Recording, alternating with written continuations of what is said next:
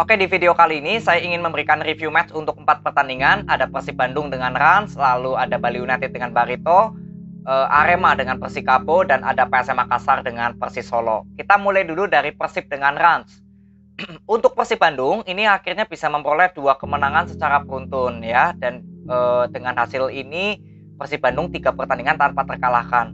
Tapi yang lebih penting dari masalah hasil Persib Bandung adalah bagaimana pengaruh dari kedatangan Hodak untuk skema permainan Persib Bandung. Ya, karena yang saya fokuskan Persib Bandung saat ini adalah ya perkembangannya bagaimana untuk sistem permainannya, bukan berbicara hasil pertandingan. Karena ketika lawan PSIS Semarang, saya bilang perform Persib belum maksimal. Lawan Rans kemarin, Persib Bandung bermain cukup bagus. Jadi dalam 2 pertandingan terakhir, Persib Bandung walaupun menang, tapi secara perform masih belum terlalu maksimal. Ya, tapi yang lebih penting adalah bagaimana sistem permainan Persib Bandung. Kalau saya lihat di bawah dari Hodak ini ada perkembangan yang positif, yaitu pelatih bisa menguasai ruang ganti Persib Bandung. Ini yang saya bilang belum dimiliki oleh Luis Milla maupun Robert Renel. Hodak mungkin pelatih yang cukup tegas, atau bagaimana caranya pemain Persib Bandung ini harus mengikuti instruksinya. Tidak ada pemain yang lebih besar daripada seorang pelatih, intinya itu. Dan di atas lapangan kalian bisa lihat sebetulnya permainan Persib Bandung itu lebih terlihat mencair ya permainannya, lebih terlihat mengandalkan chemistry, nggak hanya mengandalkan individu-individu dari pemainnya Persib. Yang paling terlihat jelas ya kontribusinya Ciro Alves dan juga Mark Klok. Ini 2 pemain yang sering saya berikan kritik untuk Persib Bandung zamannya Luis Milla maupun Robert Renel. Seperti Mark Klok ya, seperti cara permainannya di pelatih sebelum Hodak itu seperti belum bisa maksimal. Berapa kali untuk melakukan transisi pertahanan, transisi penyerangan sedikit lambat. Ciro Alves juga sama, berapa kali lebih banyak mengandalkan skill individunya daripada bermain dengan tim. Tapi di bawah dari Hodak, justru saya melihat perubahan itu ada pada Klok dan juga Ciro. Mark Klok ini boleh dibilang salah satu pemain yang justru paling penting di pemain tengahnya Persib Bandung. Karena Mark Klok seperti sudah menemukan performnya lagi atau cocok dengan apa yang dijalankan dari instruksinya Hodak, sistem permainannya. Ya, Ciro di pertandingan kemarin lawan Rans ini kontribusinya cukup banyak ya, bisa memberikan 1 gol dan juga 1 assist. Lalu Ciro Alves juga sama, lebih bermain cepat, gak terlalu banyak mengandalkan skill individunya. Walaupun masih sering, is oke, gak masalah. Yang penting, yang paling utama bisa bermain sebagai tim. Ya, gol yang dari Mark Klok itu kan assist dari Ciro. Bagaimana proses 2 gol Persib Bandung lebih memanfaatkan serangan balik. Jadi bermain lebih cepat untuk memberikan passing. Nah inilah yang saya bilang kalau Hodak bisa membuat perkembangan yang positif untuk permainan Persib Bandung yang lebih bermain dengan tim, bukan bermain dengan individu-individu pemain lagi. Ya, makanya kesimpulan saya Hodak ini bisa menguasai ruang ganti para pemain Persib Bandung. Jadi Persib Bandung bisa bermain sebagai tim, bukan hanya ya pemain-pemain yang mengandalkan skill individunya. Ya, untuk lini serang sudah cukup bagus, tidak ada DTS ya. Sejauh ini memang Persib Bandung juga bisa menciptakan gol dari kreativitas serangan ya. Itu gol dari Fat Butuan dan juga Mark Klok itu kan dari kreativitas serangan. Ya, paling tinggal di sektor belakang ini. Persib Bandung di 4 pertandingan terakhir masih belum bisa memperoleh hasil clean sheet. Ya, paling evaluasi di lini belakang aja. Ya, memang rata-rata Persib Bandung hanya kemasukan 1-1 per sepertandingan gitu ya dari 4 pertandingan terakhir. Tapi tinggal ya evaluasi sedikit lah untuk perform pemain belakangnya Persib. Sisanya yang paling penting adalah di sektor tengah. Adanya Madinda juga jelas terlihat. Ini jawaban yang menurut saya selama ini Persib Bandung belum memiliki pemain gelandang serang yang seperti Madinda.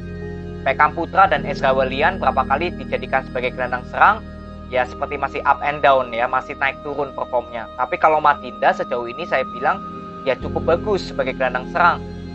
Ya, jadi menurut saya ini sudah ada grafik yang naik dari sistem permainannya Persib Bandung. Bukan berbicara hasil menang atau kalah ya, tapi lebih ke sistem permainan Persib Bandung di bawah dari Hodak.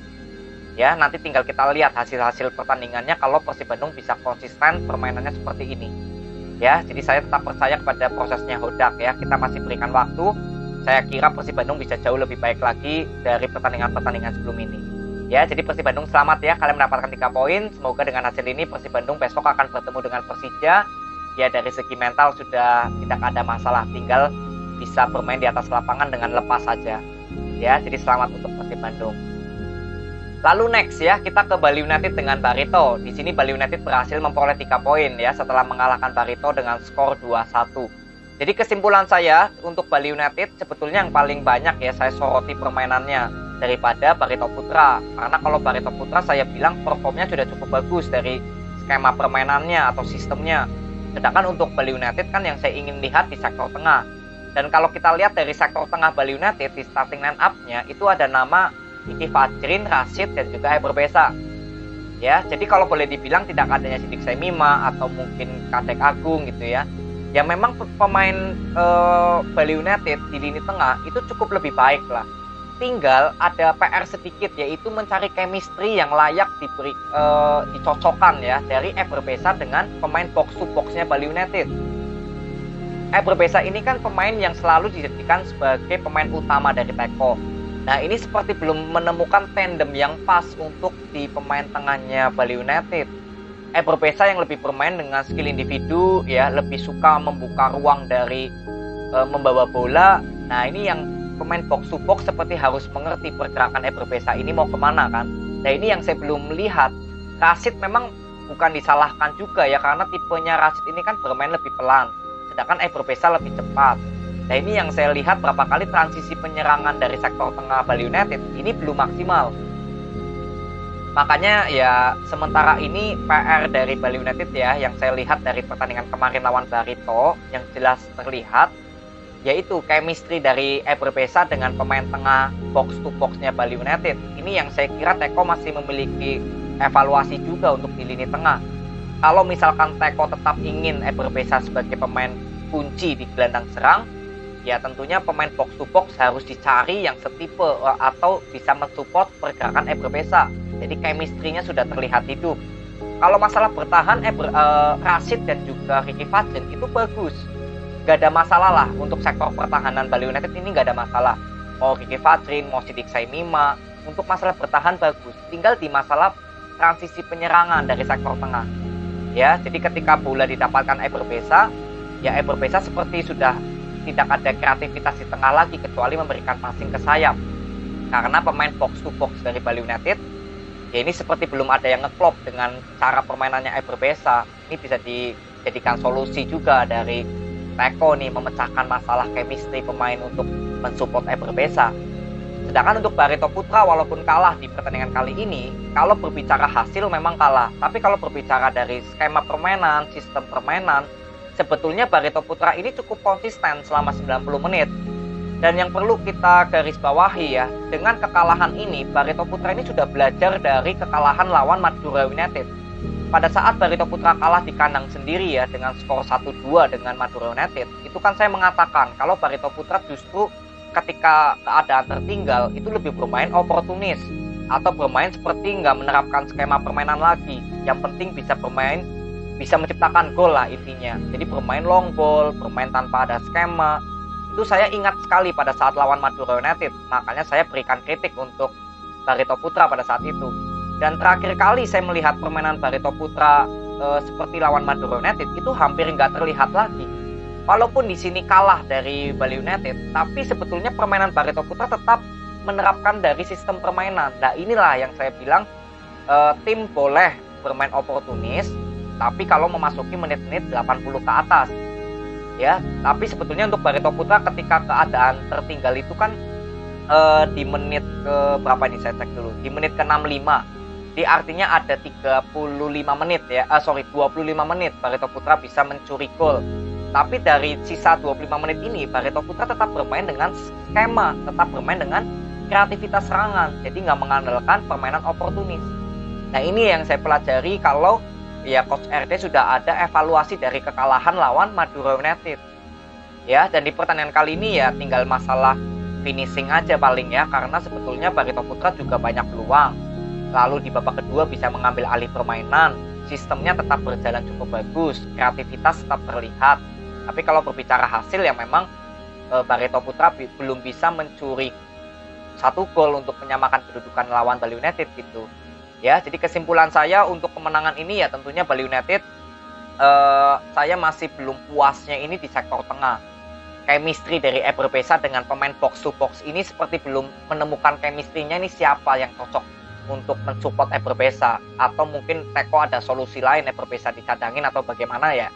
Itu tinggal PR-nya Teko. Intinya saya cuma di sini melihat aja kalau ya seperti belum ada chemistry lah dari pemain box to box dengan pemain Eber Besa untuk membangun serangan. Paling itu aja, sisanya ya masih cukup bagus semua. Dari sektor pertahanan bagus, lini sayap bagus, lini depan ada Jefferson ataupun Spaso ya. Jefferson juga bermain cukup bagus kemarin. Banyak sekali membuka ruang Jefferson nih, bermain cukup bagus. Ya paling tinggal di Eber Besa dengan siapalah pensupportnya nih untuk pemain box to boxnya. Ya, jadi selamat ya untuk Bali United yang mendapatkan 3 poin.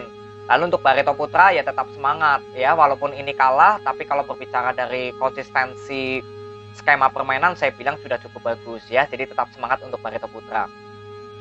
Lalu next ya, kita ke Arema FC dengan Persikabo ya. Ini Arema FC akhirnya berhasil memperoleh 3 poin ya. Ini kemenangan perdana untuk Arema FC. Jadi untuk Arema FC dengan Persikabo, yang pertama kita harus tahu adalah perbedaan dari masalah mental. Ya, saya sudah mengkritik kalau pemain Persikabo pada saat kemarin lawan Madura United, saya sudah mengkritik kalau masalah mental ini pemain Persikabo seperti belum ada spirit yang keluar. Bukan berbicara Aji Santoso ini pelatih baru, bukan. Tapi dari masalah mental dulu. Kalian bisa lihat dari 2 pertandingan terakhir Persikabo selama dipegang oleh Aji Santoso atau belum dipegang oleh Aji Santoso, pemain Persikabo ini seperti daya juangnya ini seperti habis, seperti down, seperti menghilang gitulah. Seperti nggak ada tanggung jawab bagaimana caranya Persikabo ini bisa memperoleh hasil positif. Ini sudah ada masalah mental yang menurut saya down. Nah ini harus secepat mungkin Persikabo bisa membalikan keadaan para pemain yang terlihat ngedown ini. Selama pemain belum bisa move on dari keadaan mental yang drop, ya akan sulit untuk Aji Santoso maupun pelatih siapapun untuk bisa menerapkan skema permainan yang diinginkan oleh Coach Aji Santoso. Belum tentu didukung dari kualitas pemain untuk menerapkan apa yang diinginkan oleh Aji Santoso. Nah ini PR utama dari Persikabo yang saya lihat dari 2 pertandingan secara beruntun. Nah bedanya dengan Arema ya, Arema ini kan sebelum menang lawan Persikabo selalu kalah. Tapi kalau berbicara dari mental, para pemain Arema ini mentalnya tetap masih ada daya juang atau ada spirit untuk menang. Ya kalian bisa lihatlah kekalahan-kekalahan beruntun dari Arema. Itu minimal Arema masih bisa melakukan perlawanan. Masih bisa mencetak gol lah minimal. Jadi jelas ya kalau para pemain Arema masih terlihat nggak ada masalah. Dari kualitas pemain yang didatangkan, terutama pemain asing, saya sudah mengatakan juga kalau ya Arema FC sejauh ini manajemennya cukup berhasil mendatangkan pemain-pemain asingnya.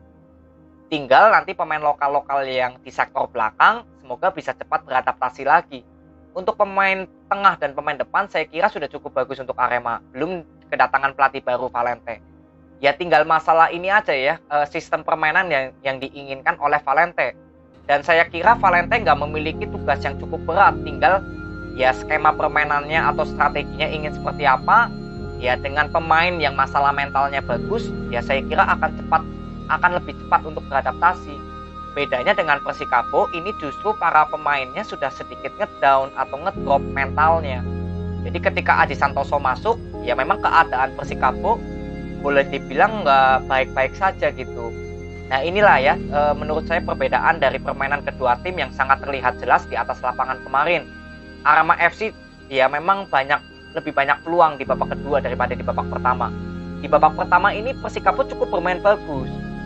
Ya, Varela masih di bangku cadangan, lalu Luki dengan Roni Sugeng, ini 2 pemain yang sebetulnya pemain tengah terbaiknya Persikabo ini kalau boleh saya bilang, Roni Sugeng dengan Luki. Itu juga bermain cukup bagus.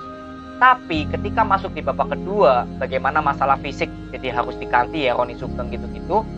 Ya penggantinya ini seperti nggak ada spiritnya, itu sangat terlihat di babak kedua. Jadi ya Arema FC ya lebih bisa mengontrol pertandingan di babak kedua. Padahal Persikabo sebetulnya bisa bermain lebih menekan karena harus mencuri gol. Tapi yaitu daya untuk spirit menang atau spirit mencuri gol seperti ngedown untuk pemain Persikabo. Inilah ya perbedaan dari kedua tim yang saya bilang Ya perbedaannya di masalah mental gitu. Jadi tinggal ke masalah pelatih baru. Ini kan Arema dengan Persikabo sama-sama pelatih baru. Ya tinggal di masalah ini. Ya, jadi untuk Arema FC selamat ya, kalian mendapatkan 3 poin. Semoga dengan kemenangan ini ya ini kunci kebangkitan untuk Arema FC di pertandingan berikutnya ya, agar bisa cepat keluar dari zona degradasi. Dan untuk Persikabo ya, dengan kekalahan ini semoga para pemain bisa diberikan tanggung jawab lebih untuk di setiap pertandingan tetap ya memiliki spirit atau perjuangan untuk bisa menang, untuk meraih hasil positif. Walaupun keadaannya tertinggal, ya Persikabo harus tetap bisa bermain spirit. Ini kan kondisinya sama saat lawan Madura United kemarin. Ya seperti sudah tertinggal, ya seperti sudah ngedown. Nah ini harus bisa dibangkitkan lagi mental spiritnya. Ya jadi tetap semangat untuk Persikabo 1973. Lalu next ya ada PSM Makassar dengan Persis Solo ya. Di pertandingan kali ini secara preview kemarin saya mengatakan kalau kedua tim sama-sama bermain cepat. Artinya kalau bermain cepat kan tinggal mengandalkan ya sistemnya berjalan atau tidak. Dan ini tergantung dari passing. Ya di babak pertama yang membedakan penyerangan dari kedua tim adalah di masalah passing. PSM Makassar lebih cepat memberikan passing, lalu untuk jarak pemain PSM Makassar itu kalau boleh saya bilang berdekatan semua. Sedangkan untuk Persis Solo ketika membangun serangan, yang pertama passingnya cenderung lambat, yang kedua jarak pemain tengah dengan pemain sayap ataupun depan itu sangat berjauhan. Kalian bisa lihat ya di menit-menit berapa saya lupa, ketika Messi Doro mendapatkan bola atau CDB mendapatkan bola, itu pemain sayap dan pemain depan ya Fernando Rodriguez itu seperti sudah siap mendapatkan passing long ball, yang artinya nggak membuka ruang atau menjemput bola. Jadi kreativitas serangan ini nggak ada sama sekali untuk pemain tengah Persis Solo sampai maju ke depan. Makanya di babak pertama sebetulnya untuk pertahanan PSM Makassar itu nggak terlalu banyak mendapatkan tekanan serius. Sedangkan untuk pertahanan Persis Solo ini lebih banyak mendapatkan tekanan yang serius karena passing para pemain PSM Makassar ini cepat. Yang kedua jarak pemain PSM Makassar ini cukup rapat. Dibantu dari kerjasama Kenzo, Ananda Rehan dan juga M. Arfan, pemain yang semuanya bisa membawa bola. Ya itulah yang saya bilang kalau pemain tengah PSM Makassar bisa perform ya seperti ini. Sebetulnya cara permainan PSM Makassar yang sama seperti musim lalu. Bermain lebih cepat, bermain lebih banyak untuk membuka ruang dan juga ya ada pemain depan yang menjemput bola. Dan Everton sangat terlihat ya sebagai pemain yang menggantikan posisi Pluim juga yang beberapa kali ikut membantu untuk menjadi promotor serangan. Ya, jadi sebetulnya untuk PSM Makassar di babak pertama udah bermain cukup bagus ya. Bisa unggul juga dari golnya Kenzo Nambu ya. Itu ada kesalahan sedikit dari Pansai yang tangkapannya kurang maksimal. Jadi positioning Kenzo cukup tepat ya di situ dan menyambar bola. Nah, di babak kedua artinya kan Persis Solo yang harus mengubah cara permainannya. Dan sebetulnya kalau saya bilang ya, Persis Solo di babak kedua memang lebih bermain menekan, lebih bisa mendominasi. Sedangkan untuk PSM Makassar lebih banyak tertekan ya di babak kedua. Nah ini yang saya bisa simpulkan kalau memang mungkin ya, ini Tavares lebih mengandalkan serangan balik karena posisinya PSM Makassar sudah unggul. Jadi lebih bermain serangan balik dan Persis Solo memang diberikan leluasaan ya untuk bermain lebih menekan. Jadi PSM Makassar bertahannya lebih cenderung di zona area sendiri tanpa melakukan pressing keluar seperti di babak pertama. Tapi yaitu sebetulnya untuk permainan Persis Solo ketika sudah bisa mendominasi, ketika masuk ke area pertahanan PSM Makassar itu pun juga selalu kandas. Peluang-peluang yang tercipta dari Persis Solo di babak kedua itu hampir melalui passing long ball, kalau enggak free kick atau servis bola mati, corner kick gitu. Jadi nggak ada kreativitas yang murni dari serangannya Persis Solo masuk ke pertahanannya PSM karena terlihat kreativitasnya nggak jalan. Fernando Rodriguez sebetulnya ada momen serangan balik dari Persis Solo, tapi justru passingnya nggak maksimal ya, mungkin bisa diberikan passing ke kiri tuh. Ya ada ya overlap dari pemain Persis Solo 3 lawan 2 padahal ya, pemain PSM Makassar hanya ada 2, Persis Solo 3 ini masuk menyerang, tapi Fernando Rodriguez justru memberikan passing ke kanan dan kurang maksimal. Itu sebetulnya peluang emas itu. Ya, jadi penampilan Fernando Rodriguez juga masih kurang maksimal.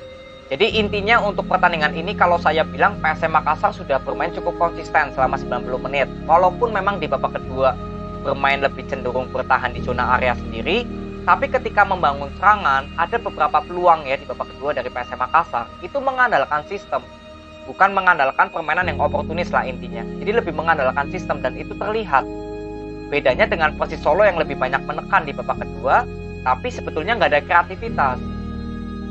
Ya, jadi inilah yang saya bilang kalau bukan masalah pemain Persis Solo banyak yang nggak bisa bermain seperti Sananta atau Irfan Johari, bukan. Tapi selama Persis Solo tetap mengandalkan permainan individu, ya kalian bisa lihatlah hasil pertandingan Persis Solo nih dalam 5 pertandingan terakhir. Ya, menang 2 kali, kalah 2 kali, imbang sekali. Itu pun nggak ada menang secara beruntun. Imbang, menang, kalah, menang, kalah lawan PSM. Jadi jelas ada inkonsisten. Nah, ini Medina harus paham evaluasinya apa yang membuat Persis Solo justru permainannya inkonsisten. Ya, ada menang tapi besoknya kalah. Kemarin menang lagi lawan Bali United, sekarang kalah lagi. Nah, ini harus ada kesimpulan. Dan menurut saya ya permasalahannya Medina belum ada evaluasi untuk penyerangan Persis Solo yang maksimal. Ya, lini belakang dari Persis Solo ini selalu kemasukan dalam 4 pertandingan terakhir. Inilah yang menurut saya harus ada evaluasi dari Medina yang lebih mengutamakan strategi atau skema permainan daripada mengandalkan skill individu pemain. Padahal kalau kita lihat kualitas pemain Persis Solo ini bagus-bagus banget. Ya, jadi untuk Persis Solo ya tetap semangat ya dengan kekalahan ini. Semoga Medina ada evaluasi nih dari masalah penyerangannya Persis Solo.